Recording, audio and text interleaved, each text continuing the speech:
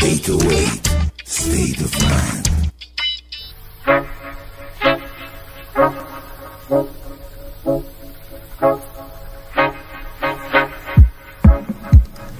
Evo nas natrag. Ako se ne varam, ti si, to jest baviš se spotovima od 2006. godine. Da. Si kao profesionalno redatelj spotova.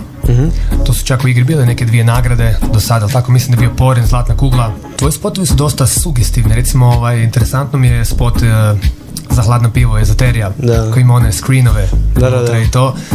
Jesi primijetio da su po cijelom gradu nekakvi ti ekrani, da neki sličan trip se dešava? Da, spot je izašao prije godinu dana, ne? Da. I baš sam skužio da je sada nekak polagano se počinje onako ostvarivati. Da. Fora mi to. Ne znam da li su baš onak inspirirani s tim, ali... Pa gledaj, dosta je velika sličnost. Da. Tako da lako moguće. Reci mi od ovih nekih spotova koje sam ja naveo, koji možda biti bio među dražima? Ja mislim da možda Diala Wonder je meni svakako jedan od dražih spotova. Misliš meni pa da, osobno kao, da. Pa ne mogu to reći. To je naš svaki bebica. Da, ko da veliš ne mogu reći, jednostavno svaki spot nešto kaže, ne? Istine, da. Ako sa svakim spotom želim nešto ja reći, možda probati educirati na neki način, možda probati ukazati na nešto, onda je sve, svaki spot je dio neke priče, znaš. Reci mi, koja je bila priča konkretno sa Dijalom? Ja sam nju upoznao čak dosta nedavno, možda prije 5-6 mjeseci na Džabatonu, kad je Ješ radio nekakvu akciju pa je nastupala i ful mi se dopala kao i osoba i kao artist, radi ludu muziku i dosta je unikatna je. Da, Didi je fakat super, ona je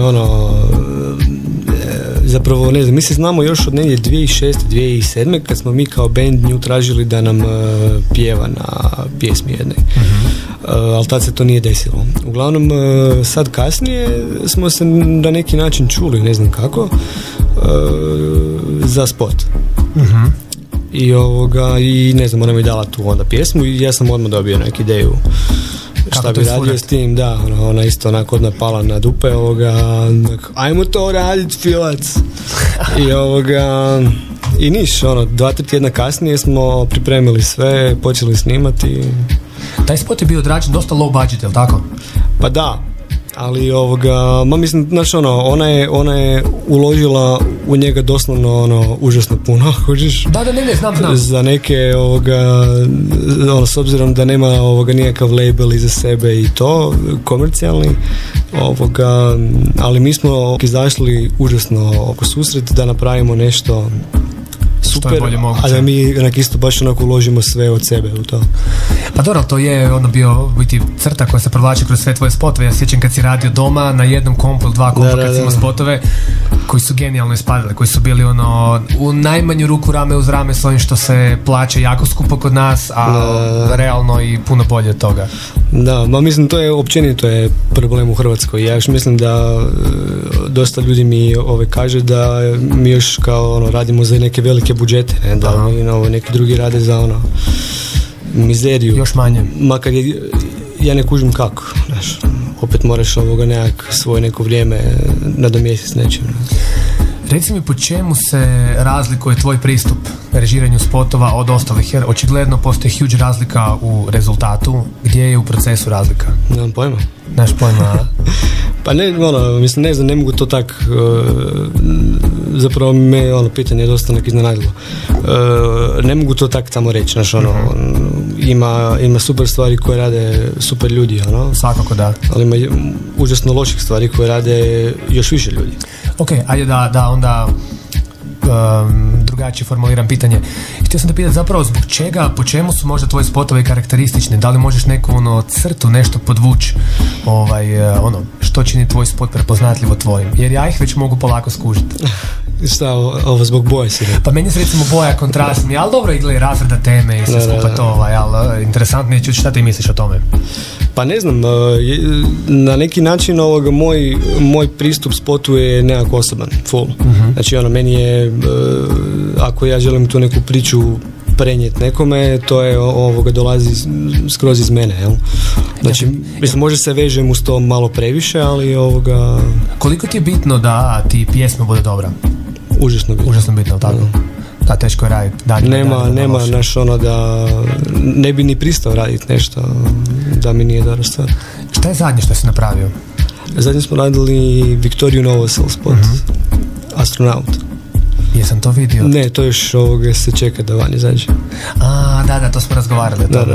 Ništa, super, dobili smo nekakav info o spotovima. Idemo napraviti malu pauzu, ajmo poslušati Dialu Wonder. Cool, može. Da to poslušamo i da se vratimo sa planovima za budućnost, a? Šta kažeš? Go.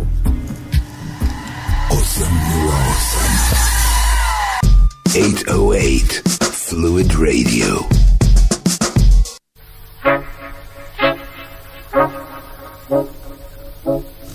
Ponovo smo u akciji. Kako starovo Dijale. Bomba. Da, bomba. Koliko je trebalo trajanje spota? 1 dan, a? Snimanje? Da. Snimali smo ga 3 dana. Moramo izvaditi kaugum jer se čuje jako. A jebe u. 3 dana smo ovoga snimali spot. Da. Mislim, možda se ne čini tako, ali doslovno sam neke segmente htio onako dvojiti. Ne, to je ono baš spot koji sam htio bez ikakvog presinga raditi, jer je to bio onak doslovno zaguš spot. Koliko ti vremena onda treba da u montaži to dovršiš? Ovisi. Nekad 1 dana, nekad 2, nekad mjesec dana, nekad 3 mjeseca. Dobro, mi se čini ko malo zahtjevni spot. Da, ovo je zapravo bilo, makar smo onak išli na te neke praktične efekte na setu, tako da nije bilo baš previše. Kako misliš praktične efekte? Pa ti monitori koji su tamo su bili stvari monitori koji su radili na setu, kužiš, znači nije se trebalo stavljati u postu na njih neke stvari. Okay, neki su radili, neki nisu doduše. Pa si s tim nekako isto možeš pomoći to. I zapravo smo radili dosta na toj atmosferi kužiš koju smo htjeli dobiti. Na vibe spota. Da, dim, baš onak atmosfera koja te lagano može nekako uljuljati u priču. U spiku, da. Ja. Super mi kako onako, a isto ko stvar, u biti 2/3 stvari se polako nekako furava i tek na kraju podivlje kulminira, tako i spot je, tako i sfuran. Reci mi, sad smo malo tu popričali o spotovima, ti imaš neki dosta interesantan plan za film, ako se ne varam. O čemu je riječ? A mislim, imam ih nekoliko. Kako sad počet? Desilo se to da sam ove godine nekak skužio da jednostavno neku glazbu za koju sam dobio da bi radio spotove mi se nije svidjelo. To je jako puno glazbe. Ma da, jednostavno naš šteta izgubiti toliko vremena za neku glazbu koja to možda ne zaslužuje. A i onda rađe naš onak iskoristiš vrijeme da snimiš svoj film.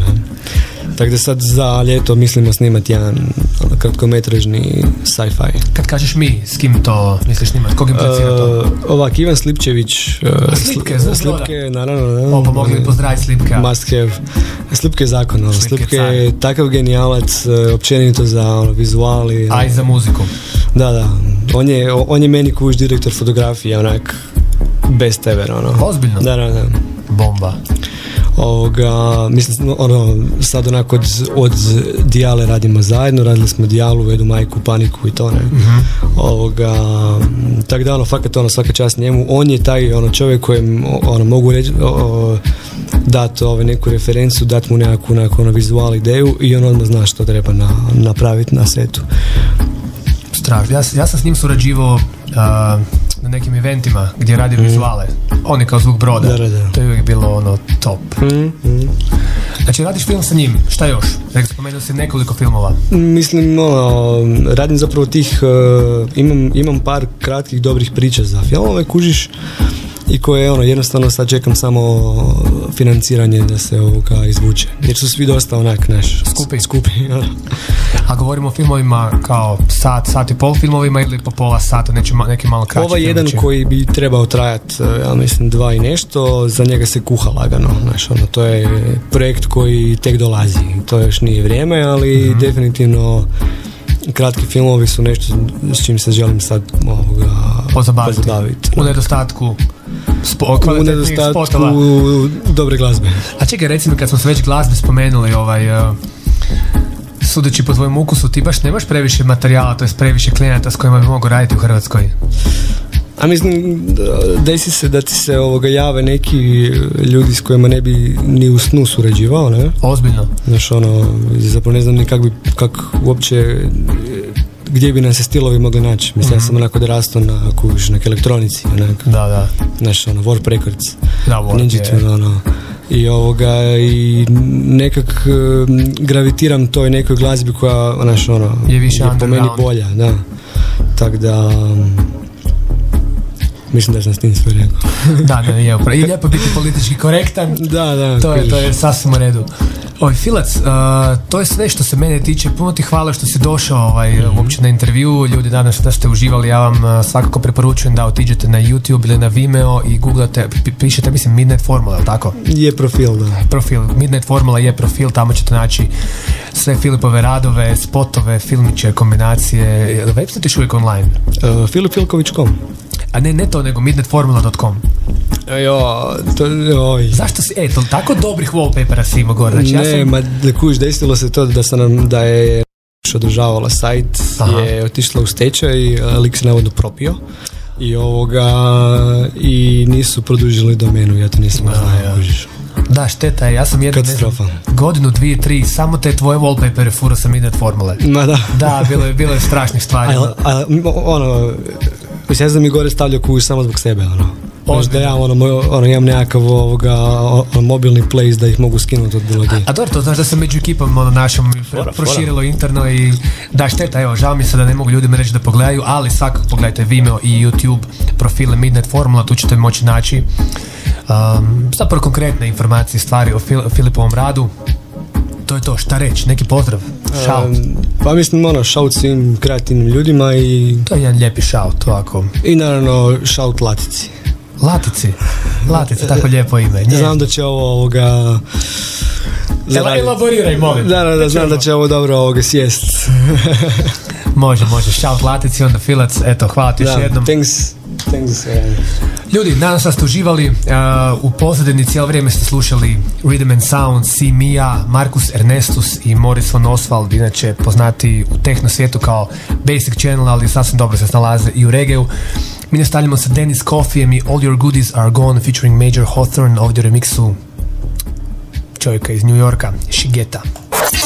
808 Every single sound